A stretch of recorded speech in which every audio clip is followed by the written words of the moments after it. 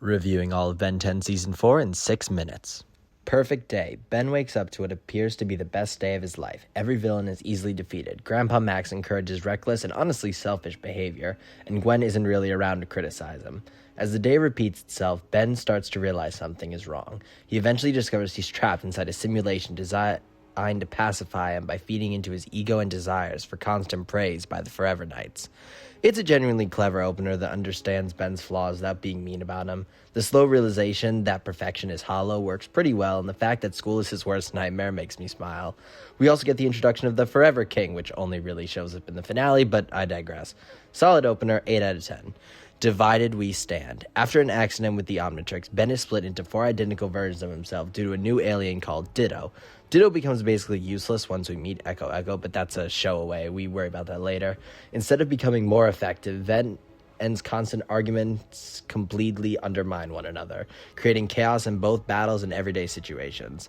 It's a fun episode with no massive issues, but I never really come back to it. 6 out of 10. Don't drink the water.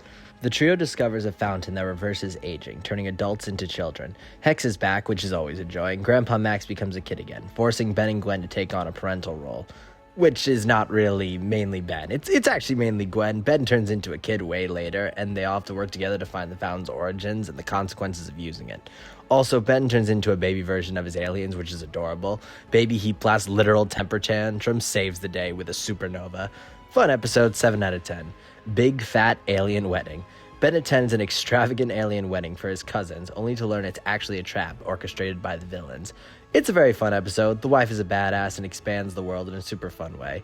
Solid, and this might actually be one of my most rewatched episodes. 8.5 out of 10. Ben 4, good buddy. The Rust Bucket gets abducted. Okay, I don't like this episode. There's nothing to talk about. I find this episode incredibly boring. 3 out of 10. Ready to Rumble. Ben competes in an underground alien wrestling league as Forearms, where combat is entertainment and mercy is discouraged. Ben struggles to balance winning with staying true to his values. Ditto gets actually used, which is something that's fun. The episode's loud, ridiculous, and self-aware. It's not trying to say anything profound, but it's consistently fun and visually creative. 7 out of 10. Ken 10. Now this is an episode. We return back to Ben 10,000, where he has a son named Kenny.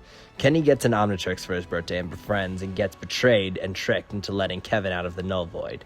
Kevin then gets his ass handed to him by Waybig in a beautiful fashion. It's surprisingly emotional. Ken can be annoying, but the heart of the episode's strong. 9 out of 10. The Negative 10. A coalition of Ben's past enemies forms an alliance known as the Negative 10, led primarily by the Forever Night King. As their plan unfolds, Ben, Gwen, Grandpa Max, and this new kid called Cooper are forced into their most difficult battle yet, facing not just physical danger, but the consequences of every enemy Ben has made along the way. The fight escalates into a full-scale assault at Mount Rushmore, involving ancient technology, magic, and brute force. Gwen's growing magical abilities become crucial.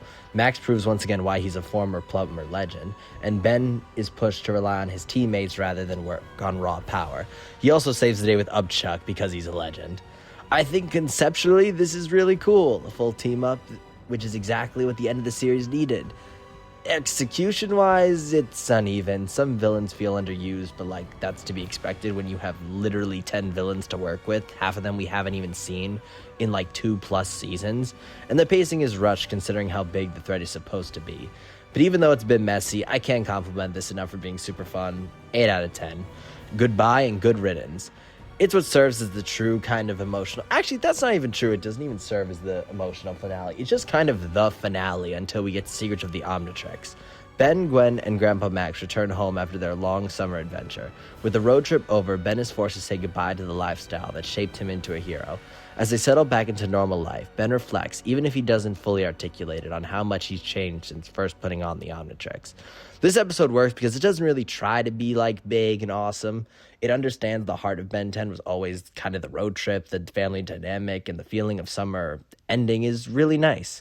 There's something genuinely bittersweet about watching Ben return to normal life, knowing he'll never be the same kid again. The title alone says it all. Growing up means leaving things behind, even the ones you loved.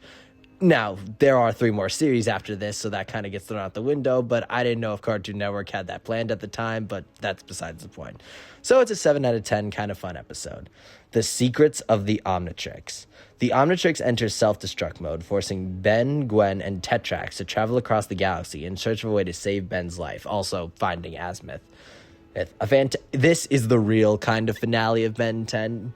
And you can kind of see, like, where the episodes kind of mix, because Way Big gets introduced here, but we haven't, like, we already covered that he's introduced in Ken 10, so it's a little confusing as to where everything kind of sits, but I digress. Ben finally feels like a hero who earned his power, not just a kid who stumbled onto it.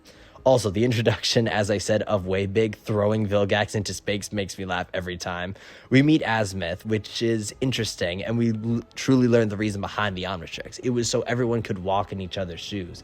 It's not meant to be a weapon like everybody assumes it is throughout the entire show, which I think is a nice little change of form.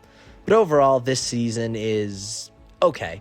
I think Season 2 is by far the best, but Season 4 ranks kind of in, like, the middle. I think if I were to rank all the seasons, it would be Season 3, Season 4, Season 1, Season 2. But yeah, thanks for watching, guys. That's all of Ben 10 reviewed.